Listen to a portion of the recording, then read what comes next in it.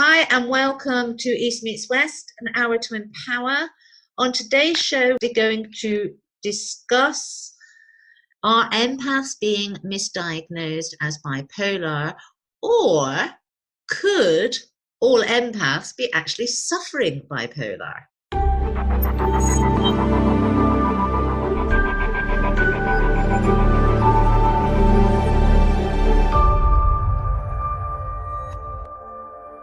I'm Claire Atyeo and I'm here with Nesreen Salam. Hi Nesreen, how are you?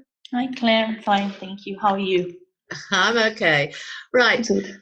We're going to kind of go at this. What we don't want people to do is to listen to this and make drastic decisions over their healthcare. That's the first thing that we will actually say. If you have been diagnosed with bipolar and you are on medication, then you continue with that and you discuss anything that comes up from this with your doctor. This is just a healthy conversation of what's possibly going on, because there is a close connection between the symptoms of empaths and those of bipolar. So, Nesreen, your perspective on this? Okay, let's start by telling our audience what bipolar disorder is. From the medical point of view, it's a mental disorder that causes periods of depression and periods of abnormally elevated mood. So you have those two contradicting states where you either get really depressed or you feel elated. And they say that the cause is not clearly understood, but both environmental and genetic factors play a role. If you want to look at the elevated mood, the mania, this stage of elevated mood, an individual behaves or feels abnormally energetic, happy, or irritable. Individuals make poorly thought out decisions with little regard to the consequences. So they take risks, and their need for sleep is reduced, and they don't sleep, they don't want to sleep. Well, on the other side, when they are having the periods of depression, it's like anyone who's depressed, they will be crying. They have this negative outlook on life. They don't want to be in contact with people. Sometimes it becomes really bad. They want to commit suicide. They contemplate suicide. This is where it gets interesting, because I'm sat here, I'm listening to all these symptoms, and I'm thinking that's the life of an empath before they know they're empath. Oh, wow. Okay. So tell me why. Why is right, it? Okay. This is where it gets really interesting, because before you know your empath, first of all, let's kind of discuss what empath is. Empath is one, you're immensely empathic to people and their emotions. But it's not just to people and their emotions. You're empathic to their energy. You can actually feel their energy. You can feel people's moods. You can feel what's actually going on in other people's lives through their energy. And before you actually know that you're empathic or an empath, before you actually know, and before you start using grounding techniques and shielding techniques, you're not balanced energetically. You're not balanced. So when you're happy, you're very, very, very happy, and when you're sad, you're very, very, very sad.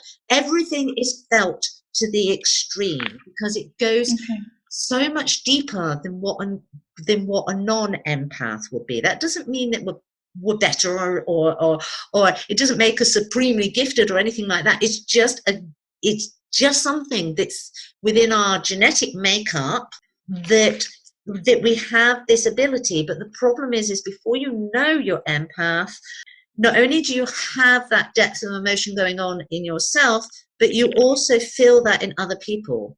And not only do you feel it, you also absorb it.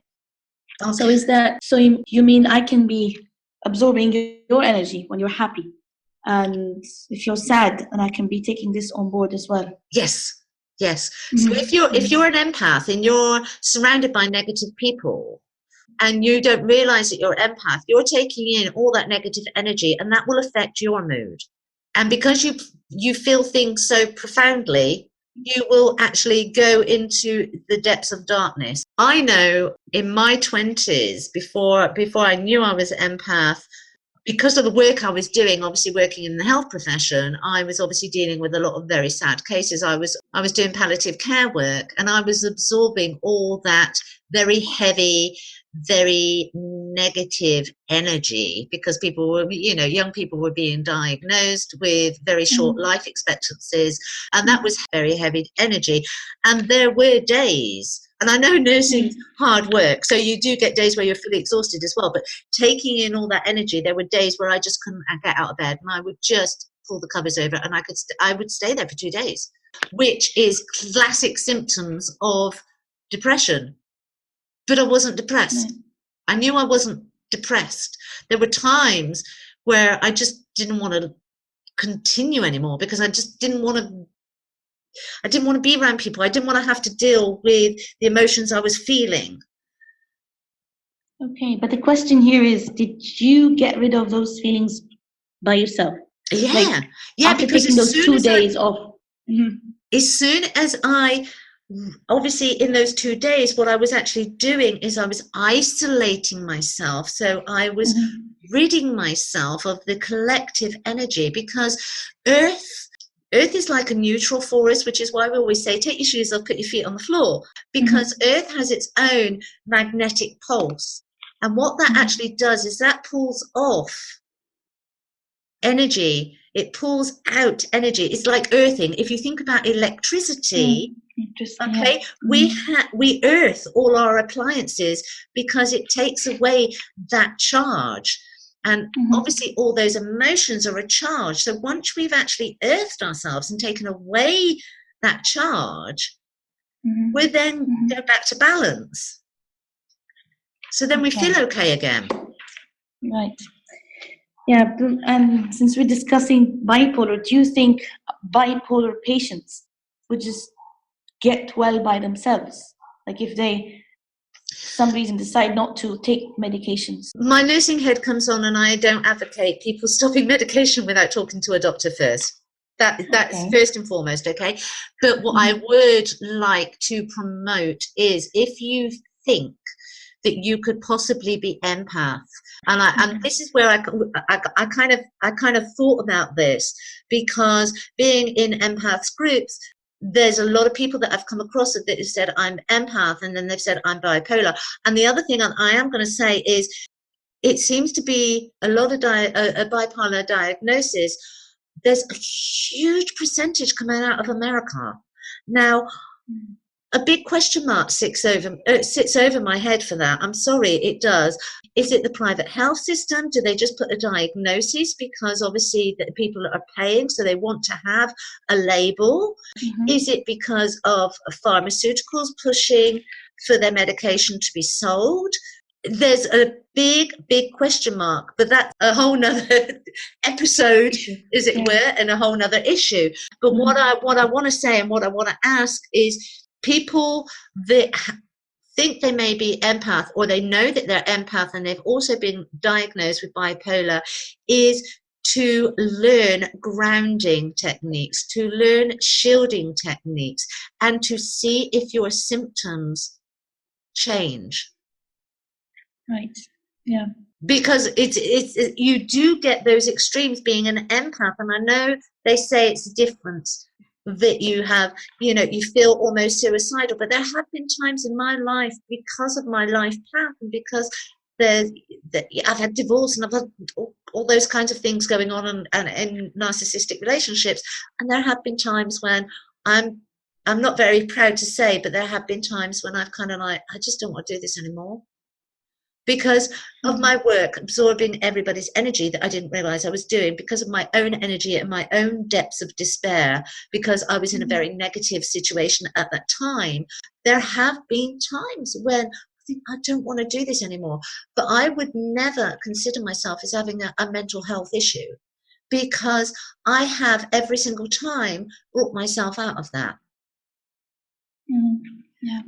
And on the other spectrum, if I'm in a crowd, if I go to a concert, I'm like some kind of mad woman. And I'm 50 years old, and I'm like a teenager of 15, not 50, because I'm absorbing all the energy. And I've had it with my daughter. My daughter's like, "Oh, should we go home? I'm really tired." And I'm like, "No, there's party."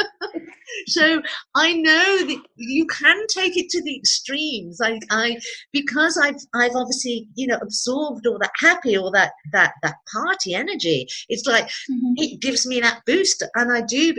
People could actually say, "My God, she's a crazy woman," but it's not. It's just my empathic energies. It's just being taken to the extreme and obviously absorbing. So even though you can take on all the negative, which is quite a hard and difficult thing to do, the plus Mhm. side of being an empath is you can absorb the positive energy as well, and Mhm. even out of the real mundane daily stuff, you can actually go around bouncing off the walls being extremely happy, and everybody's kind of like, Mhm. what's this woman taking? I want some. But it's just the energies. It's the energies you're picking up with. And what you can actually do as well, the bonus thing of being an empath is you can actually then kind of project that out into other people as well. So I always kind of think, that smile, you're walking across the street and everybody's got their heads down, especially in London, heads are down, the day is grey, the face is grey, there's not a single smile in sight. You walk down the street with your head held high and a big smile, and you just see the changes in people just because they see a smile. So you can actually share that out. And that is one of the best things about being an empath. I wanted to ask, you say that when you're in a crowd and there or in a situation that's making you feel down, okay, this is how you feel and you want to stay away from it so that you can get rid of the energy. But what if during this time you get exposed to the positive energy or people who are like, in a concert, like you said, dancing and, very happy? Do you think the change will occur if you're not bipolar, if you're only empathic? If you're empathic, the change will occur. Yeah.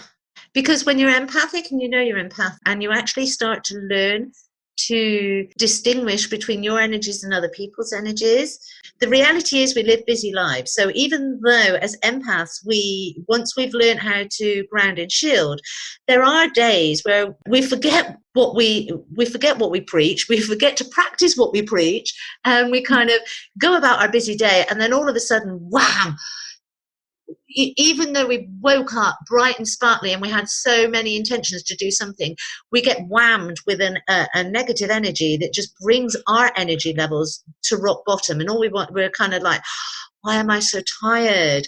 And it's then, once you know that you're empath, you're like, right, okay. And you actually then start to backstep. Who have I been in contact with? What have I picked up? Okay. Mhm. And what you Mhm. can actually do is, okay, is this my energy or is this somebody's energy that I've picked up? First of all, you review, is it mine or is it somebody else's? If it's mine, what has my thought pattern been to actually drop my energy levels so drastically? Because it will all be thought patterns. It's thoughts become things, and also thoughts are our energies. And it's the phrase of where our thoughts go, our energies flow. I love that phrase. I use it a lot. Okay. So Mhm. if our thoughts go to negative things that are happening or problems or issues that are going on within our lives, because we're still normal, we're still human, so we still have the same stuff to deal with.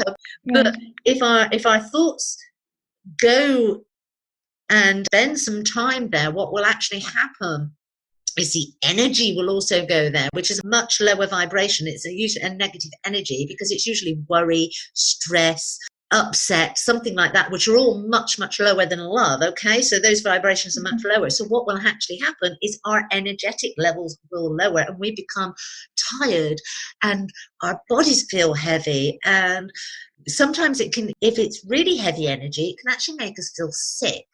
And this is another thing, is a lot of people go for gastroscopies because they're getting this constant feeling of sickness, but actually it's the energy. Is your body is saying, Mhm. "Ooh, this is horrible, I don't like it," and it wants to get rid of it. But if Mhm. you're not Mhm. consciously aware of what's going on, then you don't actually Mhm. know that. So on a conventional medical route, you would be, you keep going to your doctor. I keep getting this sickness. I keep getting this burning in my tummy, and they will get you scheduled for a gastroscopy. Endoscopy. Endoscopy, Yeah. thank you. Gastroscopy. Okay. Do you know? I'm trying to mix the Spanish with the English here. Thank you. So Well, yeah, so that's another thing. But if you're aware, so if you do that, if you're aware, what you can actually do is go, right, okay, that's my energy. So I need to focus my thoughts on happier things, because we all have good and bad going on in our life constantly. It's just where we choose to think. It's where we choose to put our thoughts. So you consciously make the effort to think about and focus on the good things, and what will happen is your energy will then flow to the good things, which are always love, joy, happiness, which are higher vibrations, so you get more energy. Right. And I've learned it from you. Yeah. When you said what you put out there is what you get in return. So it's true. Yeah. So it is interesting if it's somebody else's. Once you've learned that you're empath and you've learned how to deal and distinguish between the energies, if you're in the company of people with negative energy going on, you can do one of two things. You can put yourself in an energetic bubble. I tend to use the violet flame, and I surround myself in a sphere of the violet flame. And violet flame, if you think of ultraviolet light, it sterilizes. We use it in medicine. And the violet flame, so it will actually just burn off any of that negativity, burn it off before it actually hits you. It'll burn off what's already in you. And then obviously if you put this big sphere or a bubble, some people call it, around you, it'll burn it off before it even reaches you and it reaches your aura. And you can try to give them a boost as well, because we have that power to do that. We can share that energy, and you don't have to be empath to share that positive energy. Everybody can do that.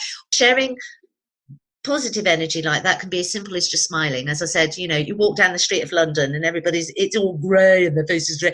You lift your head up high, you put your shoulders back, you stick a big smile on your face, and you just walk down the street, and it's like the grey disappears and everybody's heads kind of lift up. Well, not everybody's, but the people that you actually see it, because they're not seeing with their eyes, they're feeling it first.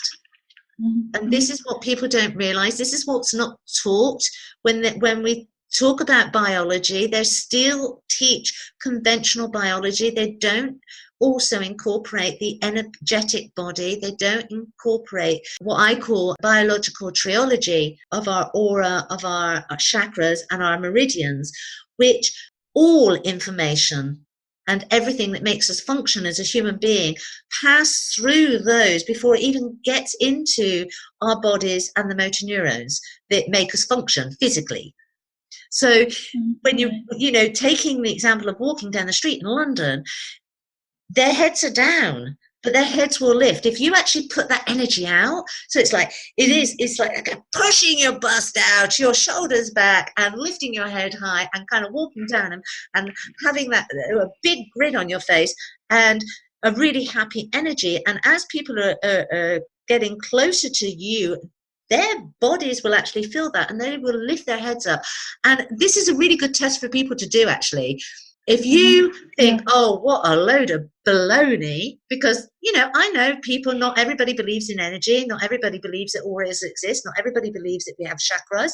For you non-believers, if you're listening to this, just try this, because people will look up. If you do it, if you really put that energy of joy, of love, of happiness in that and walk down a street, people's heads will lift and they will smile back at you.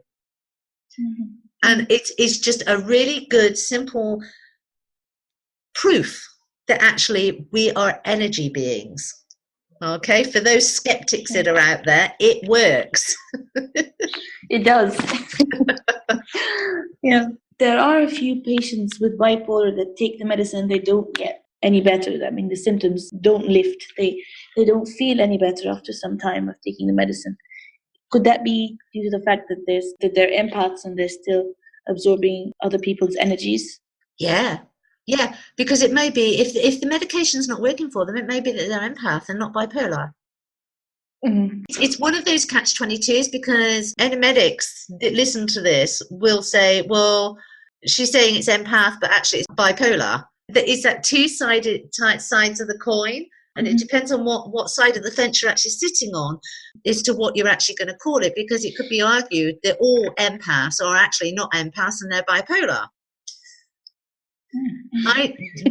It's not a theory that I actually think is true personally. But it could be argued in that sense because of what we actually experience and the symptoms that we actually experience of being empath. It could be argued that we are bipolar. I personally believe there are true bipolar people. The people that have got bipolar, and this is a difference between bipolar and empaths, because most of the symptoms are exactly the same, okay? But a bipolar, when they are on a high, they are completely out of hand. They have no consideration for anybody else. They are just bouncing off the walls, and they don't consider any consequences. They don't consider anybody else's feelings. They don't consider anything other than the fact that they're enjoying themselves, so they'll enjoy it. An empath will be incapable of doing that, because the greatest thing about an empath is that they feel empathy for everyone. And that is one of the hardest things, because even those people that are in this world that are locked away for the rest of their lives because of the dreadful things they do, an empath will go looking for their whys, because we can't believe that everybody is 100% bad. There has to be something good in them somewhere, and that's what we go looking for. Okay, we have that empathy. We need to believe that there's good in everyone somewhere. There has to be, even if it's only 0.01% in a person, because there are really, really bad people. There's serial killers. Things that they do are horrific, but an empath will always look for a part in them that could be good. We're always looking for that. And that's the biggest difference between an empath and bipolar, is because a true bipolar person won't be able to do that. They won't have that in them, whereas an empath will. An empath will be considering, even when they're as high as kites because they've absorbed all this energy, they're still considerate. They're thoroughly enjoying themselves. They're partying like nobody's business, but they're still being watchful. They're still feeling into other people's energies and making sure that everybody else is enjoying themselves as well. Does that make sense? Yeah, they won't do something out of the ordinary. They won't, like, for example, take off their clothes and walk the streets, naked. They won't do that. But bipolars might do that. Depending on how much they're enjoying themselves. But no, they wouldn't do it if they thought it would offend people. If they thought it would make everybody laugh, and they were confident enough to do that, then It's a very solid point you got there, Clara. It's something to think about, because especially the elevated mood of the bipolar disorder is really, like, it's not like a happy state. You're not happy. You're not extra happy. You're extremely on the other side of the spectrum. It's like you can do really crazy things, and you don't know why you're doing it, and you cannot stop it. And even if someone comes and tells you it's offending other people, you won't be able to stop. We just go on. You just go on. Yeah. That's the greatest difference. So that is a good indication of knowing whether you're actually bipolar or whether you're empath. And as I said, I don't advocate anybody coming off of their meds without discussing with their doctor. But if they're thinking and erring on the side that they're probably empath rather than bipolar, but they've been diagnosed with bipolar, then talk with your doctor, discuss it with your doctor, and start to learn grounding and shielding, and learning to feel into the energies, being conscious of what goes on when you're with crowds of people or whether you're in certain company, and if you're feeling into the energies. And obviously with that grounding and shielding, if you start doing that, if you start practicing that, what you will actually find is you will start to improve. Your symptoms will improve. So then you'll know that it is empath rather than bipolar. Well, that's all for today, folks. Thank you for joining us. Please leave your comments and tune in by subscribing on An Hour to Empower, East Meets West. Bye for now.